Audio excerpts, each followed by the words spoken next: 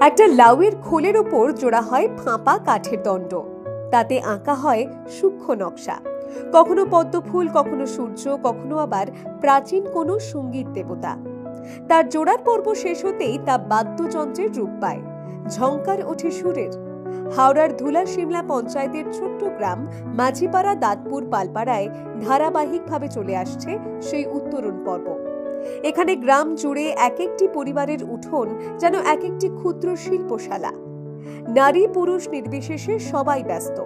কেউ কাঠে পালিশ করছেন, কারো হাতে দড়ি বাঁধার কাজ, কারো নিখুঁত মনোনিবেশ তানপুরার ফ্রেট বসানোয়। যন্ত্র তৈরির লাউ আসে উদয়নারায়ণপুরের জয়নগর, পালিয়ারা ও হুগলির পশপুর থেকে। কাঠ আসে কলকাতা থেকে। এই যন্ত্র রাজ্যের গণ্ডি পেরিয়ে পৌঁছে যাচ্ছে মুম্বাই, দিল্লি, চেন্নাই থেকে শুরু করে আমেরিকা, জার্মানি, জাপান পর্যন্ত। এই গ্রামের নাম হয়তো লোকমুখে ঘোরে না, কিন্তু সঙ্গীতের মঞ্চে নিঃশব্দে দাগ রেখে যায় মাঝিপাড়া।